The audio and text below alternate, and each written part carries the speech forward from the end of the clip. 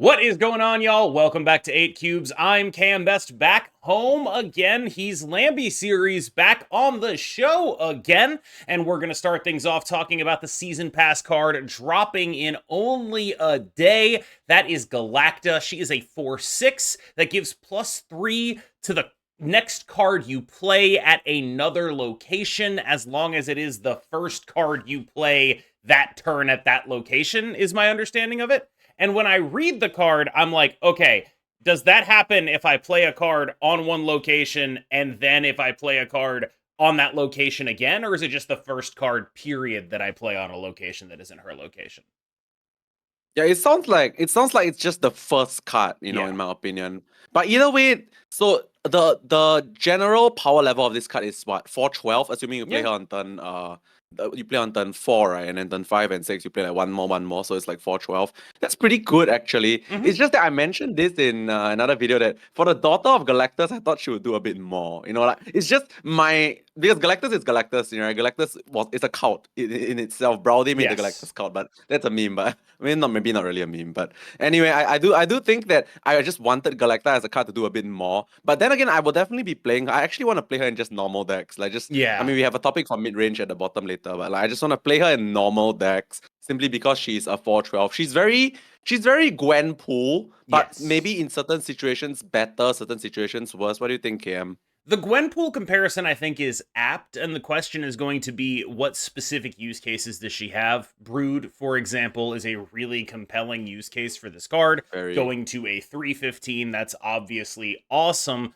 but it does have this notable downside of like, well, you don't really want to be playing Brood then anyway. Like, your good Brood Yeah. draws usually involve a Brood on 3, and so it's like, I do think that can make sense to me as like a general thing to do. I mean, Sebastian Shaw seems like a fit here. This could be a Surfer card, but whether it's actually going to be better than Gwenpool is kind of open for debate, in my opinion, in that spot.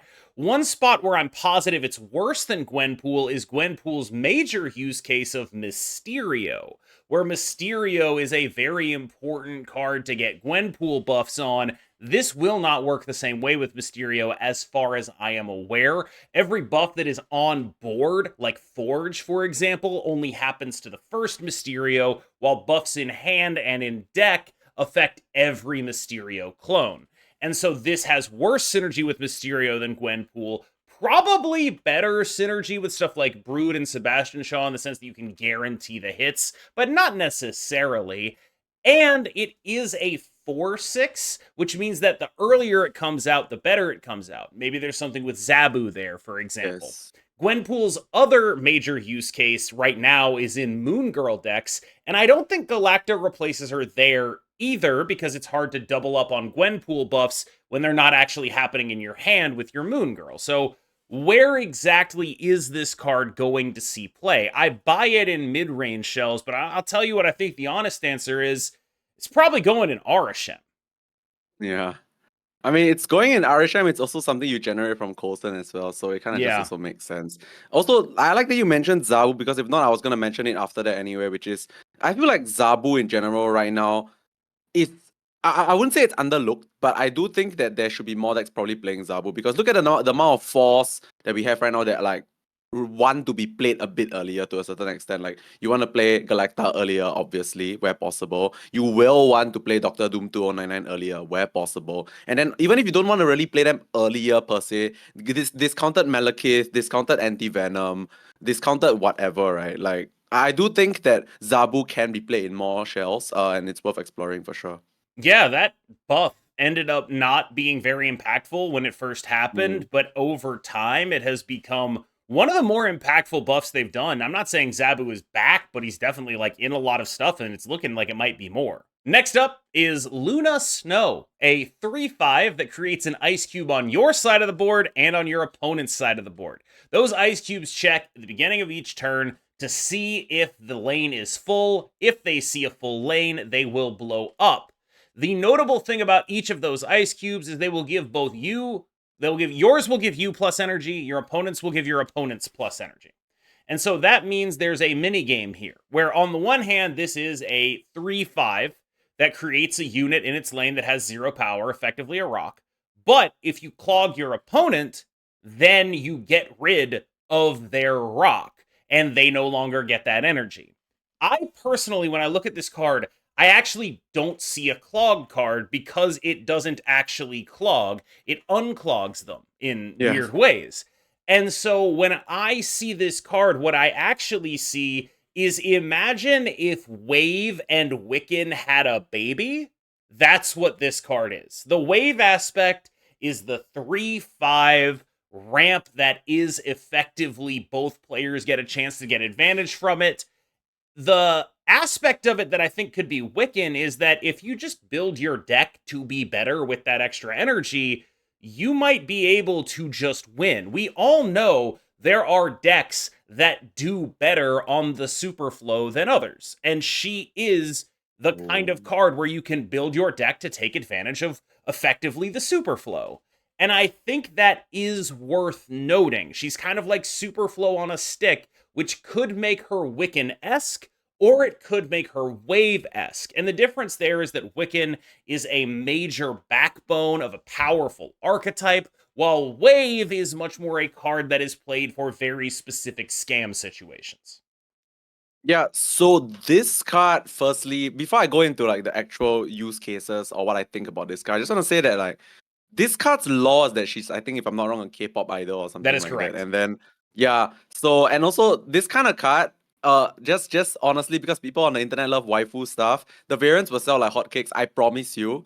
You don't need. I will never know the actual sales numbers, but I promise you, I've played every card game, and this kind of card, this waifu style cards always sell. Okay, anyway, moving on. The actual effect of the card, I personally do think that I really like this card's effect. Because you hit the nail on the head when you mention like decks that play better on the Superflow. That just sounds like a rap line that sounds so cool. But honestly, I do think this card, if you build around a deck that can play better on the Superflow, like cards that have more like 5s and 6s or like upper curve, you're gonna benefit a lot more. Like even if okay, let's just talk about what decks don't really benefit from getting an ice cube, right? Which is, I guess, bounce to a certain extent. Like Bounce giving an hates ice it. cube to bounce always didn't feel that bad because their mana is always like kind of allocated. Like they Yeah. already are going to just bounce everything, and on turn 6, it's practically free regardless anyway. So the ice cube doesn't do anything for them. So in a sense, you can build your deck around abusing the ice cube more. Also, the 3/5 body is definitely nice. You're not very upset about that. There's It also also really like depends on the There's yeah. also like certain, sorry to interrupt, mid-range decks that Yep. have specific plays on like turn 4. Like if Yes. discard gets an extra energy, I mean, it's still playing Dracula on 4, and it's not really Yes. changing anything for it. It's still That's a Dracula good. on 4, MODOK on 5. If Anti-Venom gets it, it's still Anti-Venom on 4. Like these are things that are like very on rails for these decks. Although I think most Anti-Venom decks are going to be fine with an extra energy, Yeah. they might not be able to use it as cleanly or effectively. Decks like Discard and Bounce, synergy-based decks, I think, are going to be the ones that have the least benefit from it a lot of the time, because so much of what they do kind of involves cheating energy anyway, because of the ways in which they interact, because of Beast, because of Black Swan, or because of the very prescriptive plays that they have that have to happen in a certain order, and you don't get as much out of extra energy when your plays have to happen in a certain order on 4 and 5 regardless. Yeah, this is the more we talk about this card, the more I feel like this is just one of those like good cards in those mid-range piles, just good Mhm. card piles, and I think the call out for certain decks whereby like it's a bit like bounce. This card and bounce are a bit similar, right? Like they still need to play things in a specific order. Like you cannot go for the big burst with bounce without first playing the beast and clicking the swan, right? And for this card, you can't exactly get the big Dracula before MODOK because you need to. You can't get MODOK before Dracula because you always need to play Dracula before Yeah. MODOK, right? So that one extra energy is usually floated to a certain extent, and even if it's not floated, it's not best utilized Mhm. in some decks as well. So it really depends on the meta, right? Like if you're just playing, I guess maybe day one it's just gonna be like people trying to use Luna Slow. So Luna Slow mirrors will be funny because at the end of the day, both decks will want to utilize the ice cube, and if both sides have multiple ice cubes, it's gonna be weird. And like it's just a lot of energy, right? But I guess maybe further down the line, if like things settle a bit, there will be certain decks that definitely do not get the benefit from the ice cube as much as yourself, and that's where I guess Luna Snow will shine. Finally, Gorr the God Butcher in review. My original assessment of this card was, I think it's like quite a big guy, but it's probably not worth getting unless it is Red Hulk.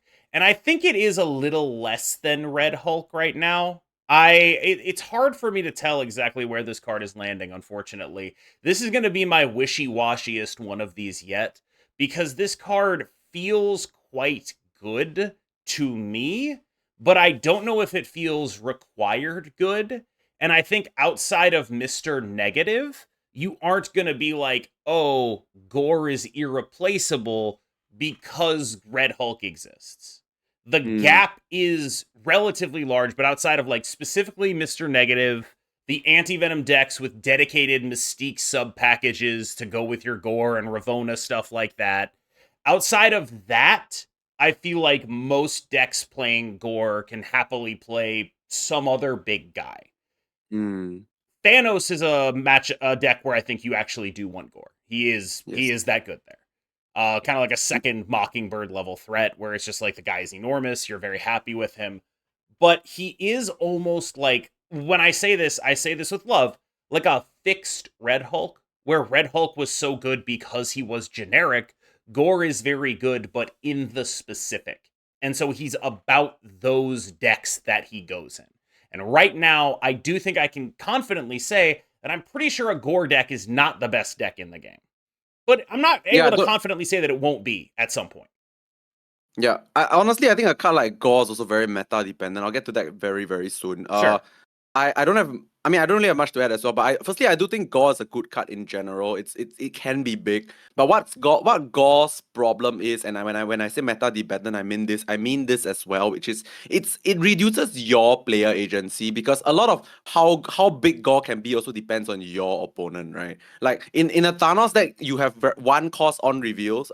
You have one cost on reveals. So like it makes it easier for Gore to just naturally fit. But in many other decks, it also really depends how many on reviews your opponent plays, for it to be worth just slamming on 6 and saying, this is my new Red Hulk. And that's the thing, right? Red Hulk doesn't care what your opponent does. Yeah. It's just Well, he big. This does, kind but like yeah, not the I same mean, way. it doesn't care as much. It actually like it's close to insignificant to a lot of the time. But Gore is actually very significant. How many on reviews your opponent actually plays and plays on the board. So like this takes away player agency from yourself. Like the card I put in my deck as my end game really depends what my opponent is playing as well. So Yeah. it's a bit subjective and situational right now per se. I've had games where he was 5 points, and I've had games where he was 21 points. 20 plus, yeah. Yeah. And I don't feel like the scale is weighted such that this card is the new Red Hulk. My gut reaction is that it is probably not the new Red Hulk, but it is actually pretty close to being the new Red Hulk. Where it's Yeah, like, it's not the new Red Hulk yet because the range is really too huge, right? Like you yes, said, five and 20 on turn 6 differential is like maybe not worth over investing in every right. deck. That's sort of the issue that it runs into. Now, I do think it is probably an auto include in every Mr. Negative deck forever, forever, forever, forever, forever, forever, ever, ever, ever, ever.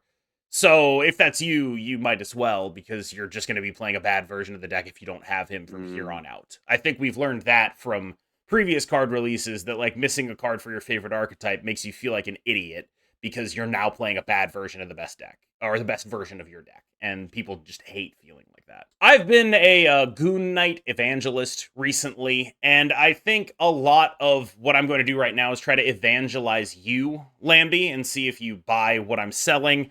The premise of Goon Knight is that it has a similar power output to many of the other, like Wiccan or Anti-Venom style mid-range decks, but because of the nature of its disruption, Black Bolt and Moon Knight, you end up having a pretty good matchup against specifically Anti-Venom, but also, of course, cards like Wiccan getting discarded, Big Sixes getting discarded, God forbid, brought back with Fenris Wolf, means it's pretty good into most of those like decks that are built around energy cheating 4/7s. And so you have a card or an archetype that has similar power output. The Black Bolt into Anti-Venom thing is specifically very funny. Like, that's just a horrifying thing to have happen to your opponent where it's just like, oh, yes. you have to play it on turn 5 or I will discard it. And then if you don't have the Black Bolt, they don't know that, so they have to play it on turn 5 anyway. You just get all that free information that otherwise is a big upside of Anti-Venom, knowing what that card is, and you just get to know it before the final turn of the game just for free, just for having this card in your deck. And so this is a deck that has a naturally good matchup there. it has a naturally good matchup into Arishem. And that matchup into Arishem is not just about Cassandra Nova or Darkhawk. It's also about the fact that for the same reason that Agent Coulson is good in Arishem, discarding their cards is uniquely bad for them. They have all this extra energy, they need stuff to use it on. And if they're not curving out with actual playable cards, the premise of Arishem is always, it may be turn 2, but I'm playing a 3-drop when my 3-drop is bigger than your 2-drop. If they aren't able to execute on that in the mid game, if they lose out on a 5-drop and they just have nothing in their hand, or a 2 on 5, that's a huge tempo loss for them, and you can really actually make that happen. And so it's not just that you have the 2 anti-Arishem tech cards. That's cool, that's dope. But it's also that, let's say they open on, Loki Quinjet, you discard some of their cards and they're just hella dead. And so that is the basic premise of why I think this deck is good right now. Yeah, so I just want to say first that I believe people will like playing this style of deck. I feel like at the end of the day, people always like playing the Black Bolt into 1 mana stature on turn 6 plus stuff deck. There's been different iterations of this throughout, ever since Black Bolt was around and stature was around, sorry. And every single time people have loved the deck. It was just that kind of points deck that people like to play. So I think now it's actually a points deck that's actually a very well positioned into the meta. Okay, yes, Arishem is kind of weak to the Big Hawk and the Big Cassandra, but I think one thing you mentioned as well, which is denying their curve with the discard, is super important, right? Because Arishem has a lot of spare mana to do what? To play everything in their hand. But if you play enough Arishem, and I have spoiler alert, I've played a lot. If you play in a lot of Arishem, right, not generating cards with Coulson usually means by turn 6, aka 7 mana turn, you actually don't have much left in your hand to play anyway. Yep. So now that scenario is further emphasized by Moon Knight discarding the thing you probably maybe wanted to play on 4 or 6. And the turn right after Coulson is usually quite big because it's the 4. And then the 6 is the 6, right? The 6 is the game and the card, which you sometimes get to play 2 off because 6 energy and 7 energy in Arishem. So it denies that from the Arishem deck, plus you play Cassandra and Hawk, which is the game enders. So it makes them unable to do things, Yeah. They can't play stuff, they lose to your big stuff that just naturally works against your deck.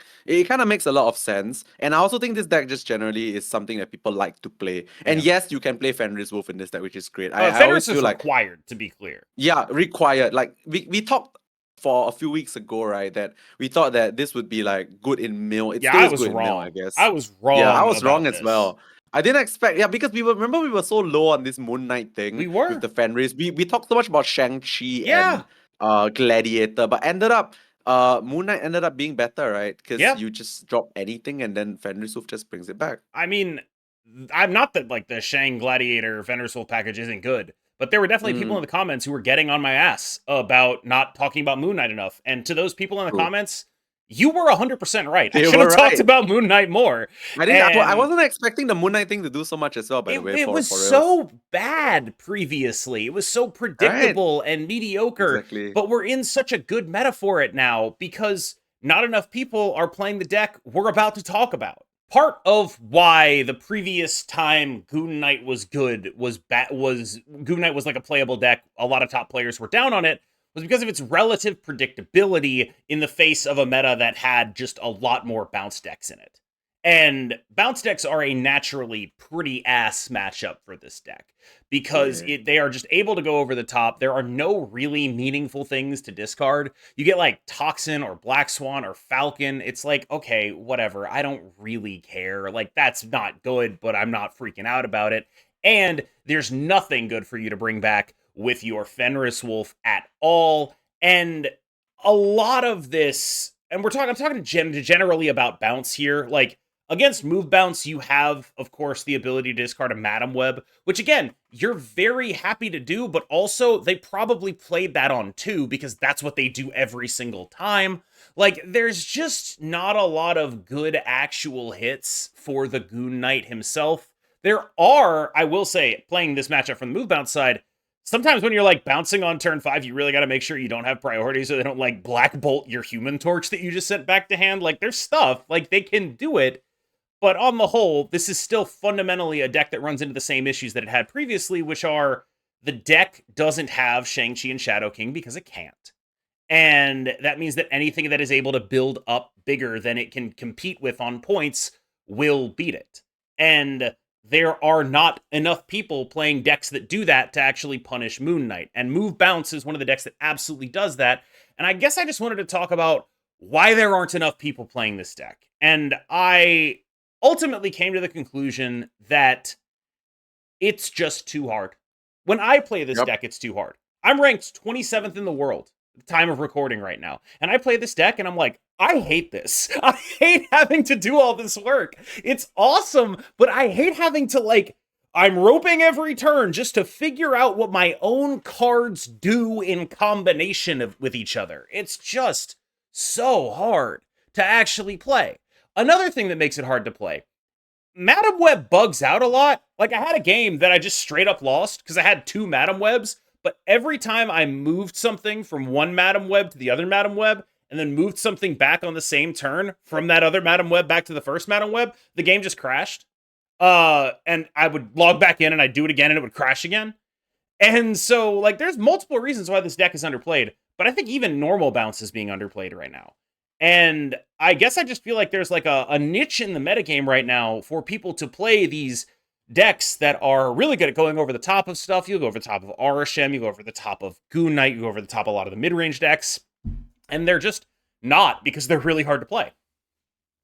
Yeah, so my take on this, I guess not really my take. My topic on this move bounce thing we'll go a bit more in depth into why it's not commonly played, even though I do think this deck is something that if you are very invested in Marvel Snap, and by investor I don't mean you play every day, I mean you grind every day, then maybe you consider playing this. Because this deck by far is probably one of the most difficult styles of play ever in Marvel Snap, because really bounce hard. is tough. Bounce is a bit tough, but this is not just bounce. This is bounce and movement stuff, which is 2 different dimensions of complexity, because what bounce does is you need to plan. You literally need to plan your end game from turn 1 or 2, right? Move is also another deck that kind of needs you to plan your end game from turn 1 or 2, plus care about locations, plus care about now you need to care about the movement and the bouncing at the same time, and you need to care about what your opponent is actually playing. To care about all these kind of things in Marvel Snap, you cannot just be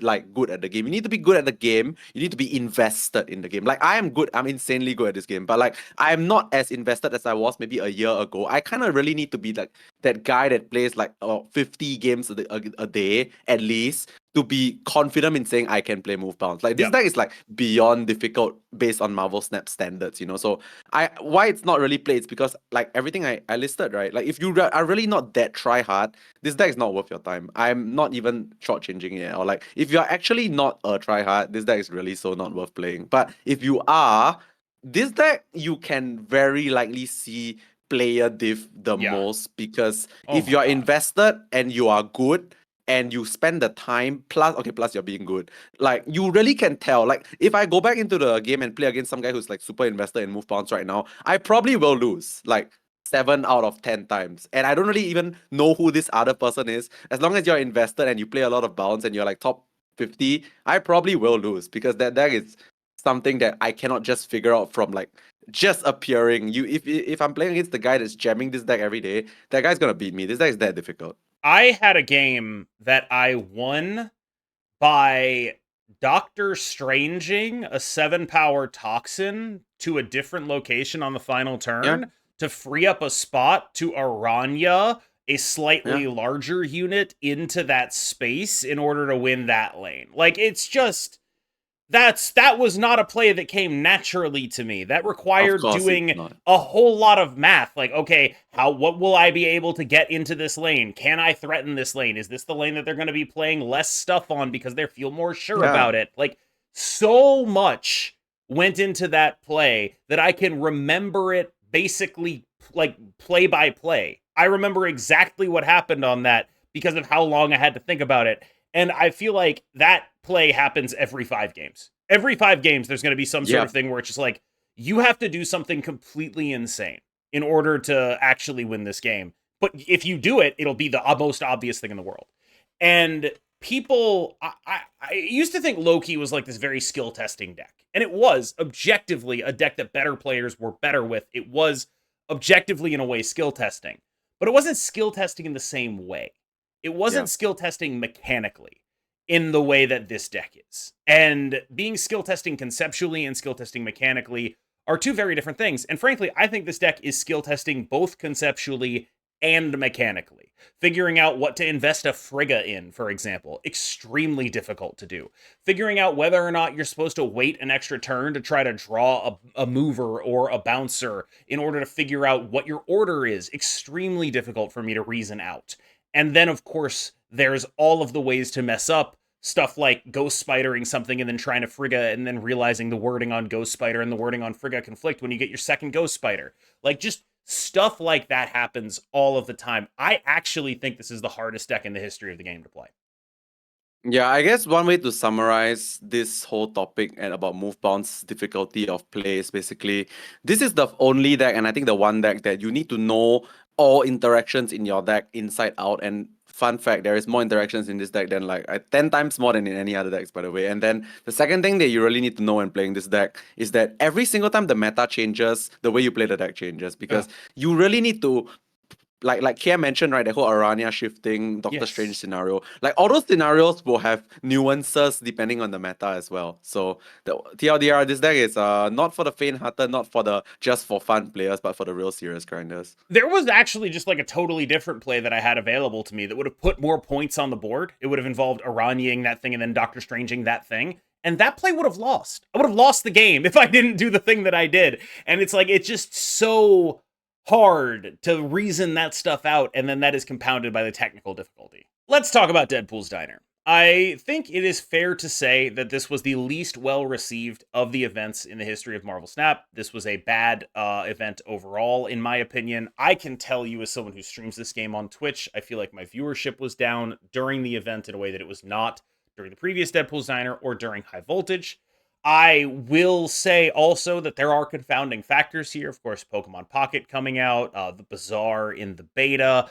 There's a lot of things that are happening in this space right now. Marvel Rivals in a few days. But I think that if the idea of Deadpool's Diner was to win players back, it did a very poor job of that. And as someone who that impacts in terms of their ability to do this job, I would like to speak on it just a little bit. I was disappointed with the lack of changes to Deadpool's Diner. I worry that they looked at the previous Deadpool's Diner, which I think by every metric was a success, and they took the lesson from it that people liked Deadpool's Diner, and not that there were outside environmental factors that impacted the success of that mode, such as Cassandra Nova being incredibly desirable. And I think, and of course the tie-in with the actual Deadpool movie coming out, like that's probably mattered a lot too, right? And so I think that ultimately the decision to just simply put the game mode back in was disappointing to me. I didn't finish the diner. I got to King Atri and I stopped. I don't have any desire to continue to play that mode. It's not worth it. It's not fun. It's not an enjoyable experience. Fundamentally, it just ends up playing like Marvel Snap, except when you lose, you can't click the play button again. It's just not particularly a thing that I enjoy. And I think that experience specifically has turned me off of many games in the past. The idea that there is something on the line when I lose, I think that, like, that sucks. Like, my ability to play the game is on the line when I lose. That shouldn't happen. Granted, it'd probably be better for my tilt, but it shouldn't happen, okay? That's the real point here. So I often have things to add, even though I'm like might not really want to talk about. No, it's cool. Just tell me I'm the smartest person on earth.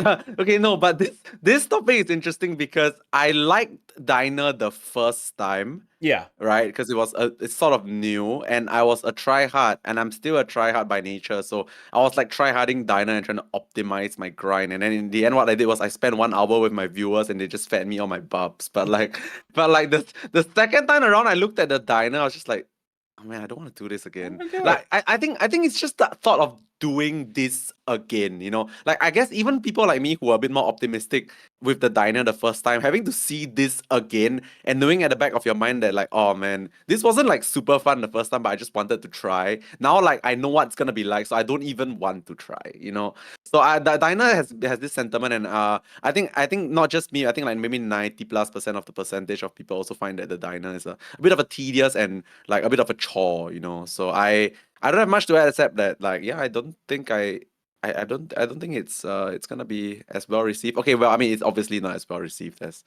what High Voltage was for sure. So yeah, I wanted a to bit of an L there. specifically call out the lack of a bub mart between 600k bubs and 30 million bubs. That is a span that includes multiple tables at which it Mm, is hard to regenerate into. And that span feels like to me, like when the bridge from pool 2 to pool 3 where you just start matching up with like a bunch of really good players all of the time. That span to me, it feels like that, where it's like this is the game punishing you for getting this far, and now it gets harder for no reason.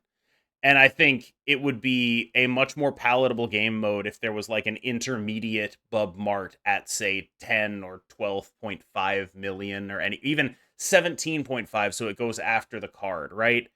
I personally believe that that would be my number one thing that I would do to the game mode. I think a lot of people would say just don't bring it back ever. I don't know if that's actually like workable, but I will say that I preferred the existence of high voltage, even if, and I will be clear about this, high voltage is worse for me as a content creator. I yes. had lower metrics during high voltage week because people cared more, a little bit, about high voltage decks than about playing the best decks. Deadpool's Diner gels more with me and the kind of content I make, and I still think high voltage is better. Like, I have a Agree. financial incentive to like Deadpool's Diner, and I still like it less than high voltage. Yeah, that's a very interesting call out that I also want to talk just a little bit about, which is me and KM are probably quite the same. Like our content is better when it's a bit more try hardy and Mm-hmm. like people just want to do the best things, But like, and that's technically Deadpool's Diner, right? Because you want to optimize a little bit, you want to play People care better, so you so much about winning a right? diner. Yeah, but it's so unfun. Deadpool Diner is so unfun compared to High Voltage that I think, like, if I had to play, if I had to choose between both again, I would definitely choose High Voltage. Mm-hmm. I get this question fairly often. I use the word mid-range fairly liberally, but to me it's like I know it when I see it. I know what Yep. mid-range is. I Yep. know what that is. I know it when I see it. But I'll try to give a couple examples so you can sort of get into my brain and see if you can understand my definition of what mid-range is. To me, fundamentally, mid-range is an archetype of a deck that is just trying to curve out and playing a collection of very good cards with mostly little to no actual synergy between those cards. Maybe some packages, synergistic packages like 3-card packages and things of that nature, but nothing so dedicated as like a bounce deck, a discard deck, a destroy deck. Those decks can occupy the same space as a mid-range deck. Synergy decks can do that in terms of like what their role is in the metagame, which is usually typically what mid-range decks do best is beat the hell out of anything that isn't optimized, win with interaction like Shang-Chi some of the times or Shadow King some of the time, but generally also be willing to play expensive cards, play just good cards on curve, things like that. That's what I think of when I think of mid-range. When I think of the other types of decks in this game, it's like over the top decks. And I think, bounce is a great example of that. I think move bounce is a great example of that. I think weirdly, discard is an over the top deck that looks like a mid-range deck, but like the fundamental win condition is always going to be I have more points than you, and the interaction isn't relevant in that deck. It's all about the numbers, and that makes it more like a bounce deck to me personally. Moon Girl is an over the top deck, and those are sort of generally how I think about these things. Where mid range is a mixture of threats and answers with efficient stat lines.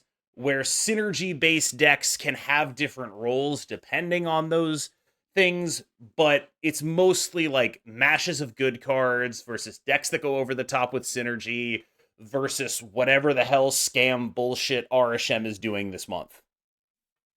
Yeah, so I just have the one liner to Hmm. summarize that whole thing because I know very clearly, like KM said, like You what know mid it when range you is. see it. Like when you see it, you know, like, oh yeah, this is just the mid range deck. But to give it a by definition, like not Urban Dictionary, not Google or whatever, the Lambie/KM definition to me is just consistent stat build ups that have little to no synergy with each other. Yep. You know, it's just decks that are piles of stuff that you play every turn that obviously makes your board look better every turn, but they don't actually need to synergize. And then on turn 6, there's usually the bomb. There's like a thing. Yeah. Or like 1+1, like A plus B on turn 6. You don't get to you don't spam everything on turn 6. That's combo already, which is bounce, Yeah. right? Midrange is just consistent stat build up. You know your board is getting better every turn. It's very obvious. And then turn 6, you just play a thing, something. Yes. And then that solidifies the entire game plan. Agent Venom Thena, that's mid-range. Every anti-Venom deck, that's mid-range. Every Wiccan deck, that's mid-range. And that's what I'm talking about when I say it. I mean, like, decks like that. And that's not to say they preclude synergy. Anti-Venom decks are often very synergy heavy, right? Like, you're playing Ajax some of the time. You're really investing in the package of toxic stuff. But that's not what makes the deck good. The backbone is the anti-venom stuff. The backbone is the Wiccan stuff. The backbone is I'm curving out with cards that have good stats, and the synergy is mostly incidental to the fact that those cards have good stats. And so any synergy that you get in there is because they're both above rate, right? So like you're looking at Fenris Wolf, Gladiator, Shang-Chi, all those cards are above rate, and they go together. And so that means that they go in a lot of these mid-range decks. Yeah, I do want to point out one interesting thing that you guys can think about, which maybe not often mentioned, but so now we kind of established what mid-range decks are already. Mm-hmm. Now I want to talk about one thing and just something for you guys to think about, which is that mid-range decks already play good statted cards, but when mid-range decks get a little bit of cost reduction, that's when they go crazy. Just think Zabu. I'm just gonna end it on that. Just think Or Zabu. anti-venom. Or anti-venom. The compensation for several errors has gone out, and I do think it's probably time to talk about that kind of stuff. First error that the compensation went out for, they gave further compensation to people who split when there were artificially lowered split rates.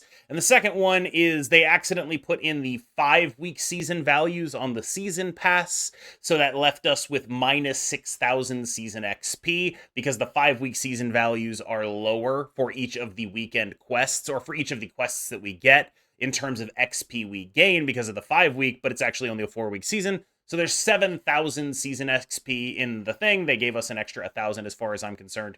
But I did want to talk about specifically the extra compensation for splits. I am, I guess, a little perturbed by how few people seem to actually understand what happened with splits and what they're actually compensating for. So to reiterate, there was a period of time wherein your odds of gold and ink went from 25% to about 16%. And during this period of time, if you split something on your 4th or above split, so 4th, 5th, and 6th splits, that's when you can actually get golden ink. Those are the ones they're counting for affected splits. So I see a lot of people who are like, I split way more than these. And it's like, well, yeah, but how many of them were eligible for gold and ink? Yep. And the other thing is people have been saying like, okay, this isn't necessarily always going to be enough compensation. I'm only getting like 10% of my credits back. But when you actually like go do the math on it, right? Like you went from a 25% chance to a 16% chance. So again, if I'm doing the math on this correct, if you split something, if you did 100 eligible splits, instead of getting 25 golds and inks, you would have gotten 16 golds and inks. Which means you lost out on a potential 9 golds and inks out of 100, which is 10%. I mean, it's 9%, but you know what I mean, right? Like, I think, I feel like, again, I'm not 100% sure that math checks out. I would have to go back and check to see if it's like, is it a 25% chance for ink and a 25% chance for gold? That went down to a 16% chance for ink and a 16% chance for gold, because that would be 18% of splits. But either way, it affected somewhere between, as far as I can tell, 9 to 18% of eligible splits, which is eligible splits meaning splits beyond number 3 on your split. And so I think a lot of people are out here like, why the hell didn't I get anything? Well, that's probably because you, like me, like an idiot, were splitting things that weren't eligible because they just weren't actually impacted by the bug because the first 3 splits can't give golden ink anyway. And if they can't give golden ink, there's no bug to actually hit you. Yeah, so I have the table in front of me right now. There's actually a table of like the Mhm. compensation table per se, right? So this is basically the compensation table of eligible splits, right? Let's get it there. Let's get it right first. It's eligible splits. So it's kind of interesting because, dude, some people actually got the 30,500, and I I think think it's a Dexter lot of did. people. Yeah, I think quite a few people got it actually. I've seen screenshots on Twitter quite a bit. So basically, in that span of time, they split eligibly gold slash ink Insane. 200 plus times, man. It's It's insane. crazy, man. And obviously, the commiserations to the people that only split 199 times. You got half less credits than No, no, than the no. They people didn't. that They split didn't do it 200 times. exactly like that. It's not an exact bracket. It's like the Yeah, I know, I median. know. They The used ballpark, medians. yeah. So like as far as I'm aware, people didn't get screwed. But I still do see a lot of like, why did I only get 1,500? Right? And it's Yeah. like I don't know how many eligible splits you would have had to do, but I feel like doing 20 eligible splits is actually quite a lot when you think Yeah, about it's it. a Like that lot. feels It's like a lot. that is quite a lot, right? Where each split is 1525 and they've got to be eligible. Like they've got to be third, they got to be fourth, fifth, sixth plus splits. I don't know that I do that many basically Do you know ever. how much compensation you got? Do I you haven't opened the remember? game yet. Do you want me to open it live and we can figure it out? I'll Nah, go. it's cool, man. No, Because I'm gonna do it. I'm gonna do it. all right, while you open it up, I've been. I'm gonna keep talking because I probably disappeared for a bit, but You it's fine. did. But It's fine. while you guys keep talking, while you open it up, I'm gonna keep talking because mine was like I think 1,525 Mm. range, which means I had 10-ish eligible splits, right? Even in my super try hardy and super like grind Marvel Snap every deck days, I don't even think I could have hit 100 eligible splits, by Yeah. the way, in that time. It's crazy. So the people that hit 200 eligible splits, what is the math on that? Like, what is the odds of like Wha- 200-ish eligible splits What's in the that span of time for the numbers? That's compensation? crazy. All right. Yeah. I'm How about to much do you check. I'm about to spend? check mine. So All right, I'm gonna say less than 50. all right. I will go check right now. You're gonna disappear for a brief moment. All right. Bye, chat. Chat. Chat. Uh, I have nothing in my inbox.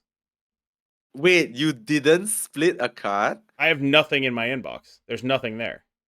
Huh. So I actually split more than you. Interesting. No, I no, guess there it I is. It showed up. It showed up. how It showed up. how much is Okay. it? Infinity split rate compensation. I got 1525. Ah, same range. I Same got a range. fat 1525. Not bad, So not bad. yeah, like I don't know. Those people that got How did you guys 30K. split 200-ish, man? That's crazy. Eligible ones, by the way, not Oh random my splits. god. All right, y'all. Thank you so much for watching that video. As always, I've been KM Best. He's been Lambie Series. I know we ran a little long. As always, take us out, Lambie. Thanks for putting up with the extra length. Oh, shouldn't have said that. That's going to get clipped. Yo, but either way, hope you guys like this video. Like, comment, and subscribe, and we'll see you guys in the next one. Bye-bye.